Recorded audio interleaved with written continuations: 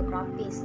Nah, dari kata sistem informasi geografis memiliki 3 kata, di mana kata per kata memiliki penjelasan tersendiri, di mana kata sistem tersebut memiliki penjelasan sebagai kumpulan objek atau ide yang berhubungan untuk mencapai tujuan bersama. Kemudian dari kata informasi adalah semua data dan fakta yang dikelola menjadi suatu yang bermanfaat bagi penerimanya. Kemudian dari kata geografis adalah ilmu yang mempelajari segala aktivitas manusia dan alam serta interaksi di antara keduanya melalui perspektif ruang hingga terbentuk pada ruang tertentu. Kemudian sistem informasi geografis atau biasa disingkat sebagai SIG merupakan sistem informasi berbasis komputer yang digunakan untuk mengelola, menganalisis, mengintegrasikan, dan menyimpan dan menampilkan data informasi yang berbasis geografis. Nah, kemudian kita sudah masuk di geografi. Nah, di sini saya akan jelaskan geografi itu adalah ilmu yang mempelajari tentang hubungan persamaan dan perbedaan antar ruang di bumi. Kemudian pusat kajian geografi adalah hubungan manusia dan lingkungannya. Kemudian secara umum geografi terbagi menjadi 2 cabang keilmuan, yaitu geografi fisik dan geografi manusia. Geografi manusia itu sendiri biasa disebut dengan aspek sosial. Kemudian selanjutnya kita akan masuk pada 10 konsep dasar esensial geografi. Nah, dari 10 itu yang pertama adalah lokasi. Dari konsep lokasi biasanya digunakan untuk mengkaji di mana posisi letak suatu objek geografi yang ada di permukaan bumi. Dari konsep lokasi dibedakan menjadi 2 jenis, yaitu lokasi absolut dan lokasi relatif. Nah, lokasi absolut tersendiri adalah lokasi yang menunjukkan objek yang ditentukan garis astronomis, biasa disebut dengan garis lintang dan garis bujur. Kemudian lokasi kedua yaitu lokasi relatif. Nah, di situ lokasi relatif adalah lokasi yang ditentukan berdasarkan tempat lokasi yang berada di antara objek tersebut. Kemudian konsep kita masuk ke yang kedua, konsep jarak. Nah, dari konsep jarak itu sendiri merupakan ruang yang berhubungan antara 2 buah objek atau lebih yang diukur berdasarkan satuan waktu. Contoh detik, menit, jam, bulan, tahun, atau satuan panjang biasa sentimeter, meter, kilometer, mil, dan kaki. Kemudian konsep jarak juga itu terbagi menjadi 2, yaitu jarak mutlak dan jarak relatif. Jarak mutlak adalah jarak di antara 2 buah objek atau lebih yang diukur berdasarkan satuan panjang ditempatkan atau yang telah terstandarisasi. Kemudian jarak relatif. Nah, jarak relatif adalah antara dua buah objek yang dihitung berdasarkan satuan waktu, sehingga bisa menjadi perbedaan antara satu individu dengan individu lainnya. Kemudian kita masuk ke konsep ketiga, yaitu konsep jangkauan. Nah, konsep jangkauan itu adalah integrasi maksimal antara tempat yang dapat dicapai baik secara sarana transportasi ataupun dengan berjalan kaki. Contohnya ketika kita dari Indonesia ingin berlibur ke Switzerland, maka menggunakan pesawat untuk mencapai waktu yang lebih cepat. Kemudian kita masuk pada yang keempat, yaitu konsep pola. Nah, konsep pola itu berkaitan dengan susunan bentuk atau perbesaran fenomena dalam ruang muka bumi, baik itu bersifat alami maupun sosial budaya. Kemudian Yang kelima, konsep morfologi. Nah, konsep morfologi merupakan perwujudan dari bentuk permukaan bumi yang diakibatkan oleh pengangkatan dan penurunan wilayah. Konsep morfologi juga itu bisa diartikan sebagai hubungan antara bentuk bumi dengan aktivitas manusia. Contohnya, masyarakat dataran tinggi rata-rata bekerja sebagai petani. Kemudian kita masuk pada konsep keenam, yaitu konsep aglomerasi. Nah, konsep aglomerasi itu biasa dikenal dengan pemusatan, yang merupakan pengelompokan suatu peristiwa dan fenomena dengan berdasarkan aktivitas manusia. Kemudian konsep itu juga dapat diartikan sebagai persebaran penduduk yang bersifat mengelompok pada suatu wilayah yang relatif sempit yang bersifat menguntungkan. Contoh pengelompokan daerah industri, di mana 80 industri di Indonesia terdapat di kota Bandung dan selebihnya tersebar di tanah air. Kemudian kita masuk pada konsep ketujuh, yaitu nilai guna.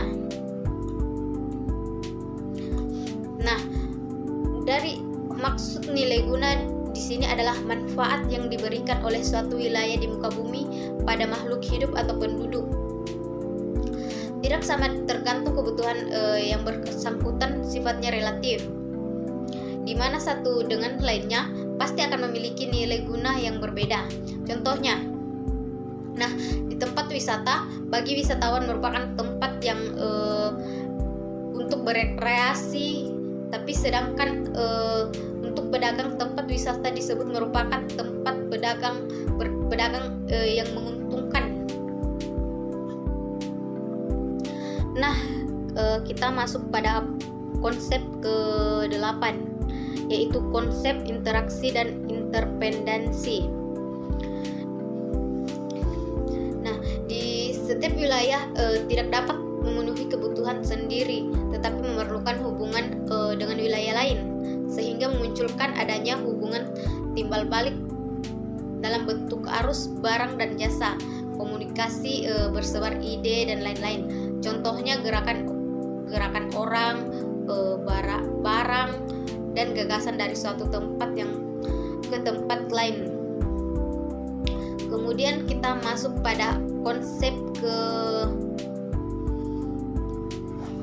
ke-9, yaitu konsep diferensiasi area.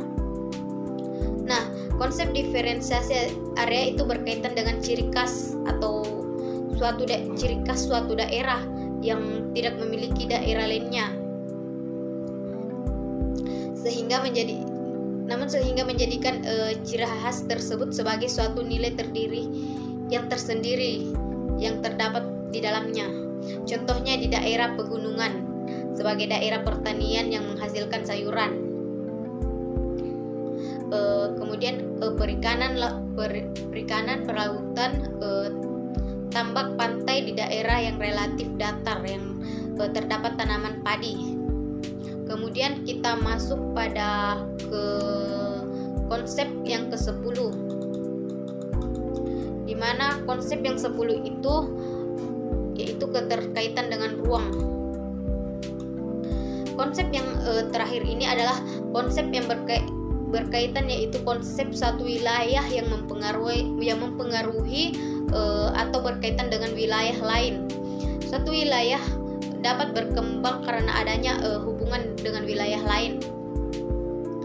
Kemudian adanya saling berkaitan antar wilayah dalam memenuhi kebutuhan dan sosial penduduknya. Dengan kata lain, konsep ini menggambarkan hubungan antara persebaran gejala geografi suatu tempat dengan gejala lain. Contohnya Jakarta digenang banjir akibat hujan deras yang terjadi di daerah Bogor. Kemudian kita masuk pada pendekatan geografi. Nah, di pendekatan geografi itu ada 3, yaitu pendekatan ruangan, pendekatan ekologi, dan pendekatan konsep wilayah. Nah, pendekatan analisis ruangan, biasa disebut dengan pendekatan analisis ruangan itu, pendekatan ruangan adalah upaya dalam mengkaji rangkaian persamaan dari perbedaan fenomena geosfer dalam ruang. Atau jenis pendekatan ini yang membedakan geografi dengan ilmu lainnya. Contohnya dalam perencanaan pembukaan lahan untuk daerah pemukiman yang baru.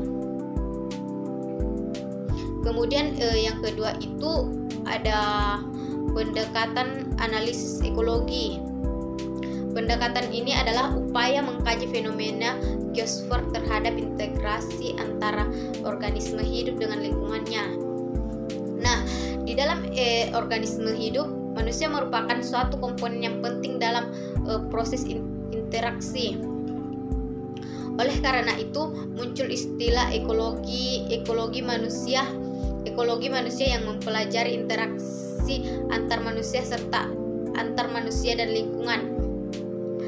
Kemudian aktivitas manusia dalam kaitan interaksinya dengan lingkungannya mengalami tahapan-tahapan sebagai berikut, yaitu manusia tergantung terhadap alam. Kemudian kita masuk yang ketiga, yaitu pendekatan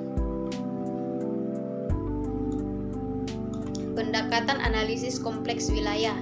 Nah, pendekatan ini mengkaji bahwa fenomena geografi terjadi di setiap wilayah yang berbeda, sehingga membentuk karakteristik wilayah. Nah, perbedaan ini mengakibatkan munculnya interaksi antar suatu wilayah dengan wilayah lainnya dalam rangka memenuhi kebutuhannya.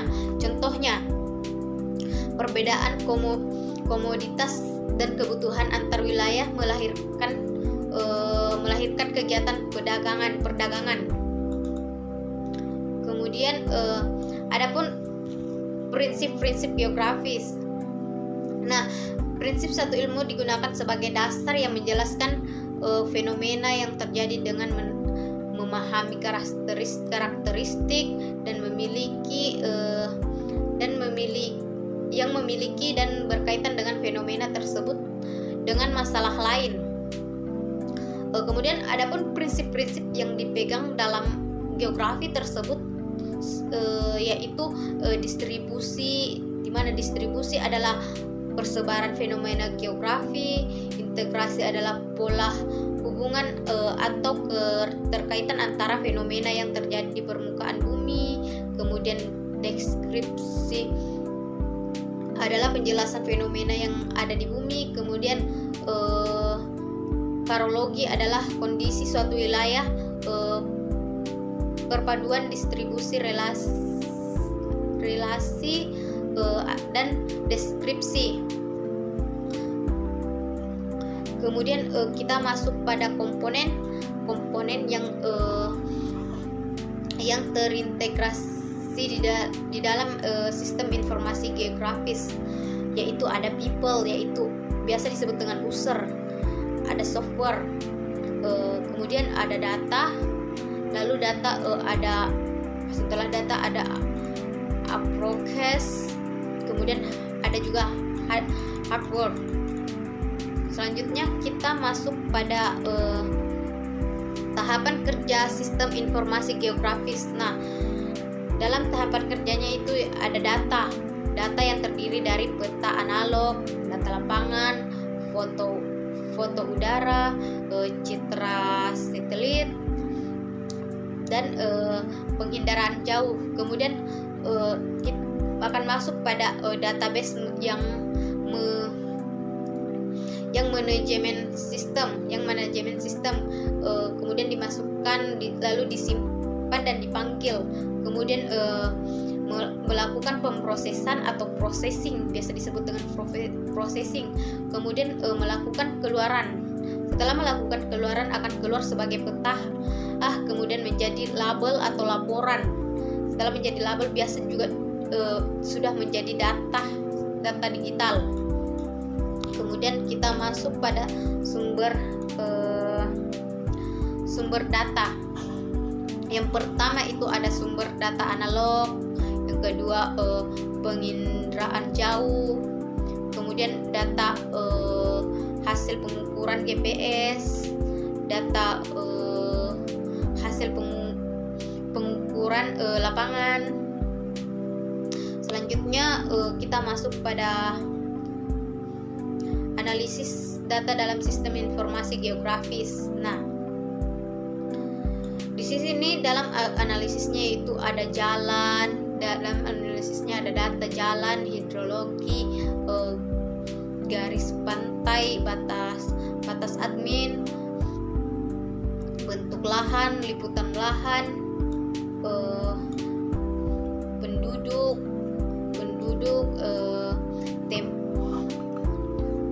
kemudian tema lain yang memiliki berbagai macam fungsi tersendiri. Kemudian kita masuk pada arah pemanfaatan sistem informasi geografis. Nah, di mana pemanfaatannya itu yang pertama itu ada lokasi untuk menjawab pertanyaan mengenai lokasi tertentu. Kemudian masuk pada kondisi. Kemudian masuk pada kondisi yaitu untuk menjawab pertanyaan mengenai kondisi atau suatu lokasi. Kemudian masuk pada pengenalan alam dan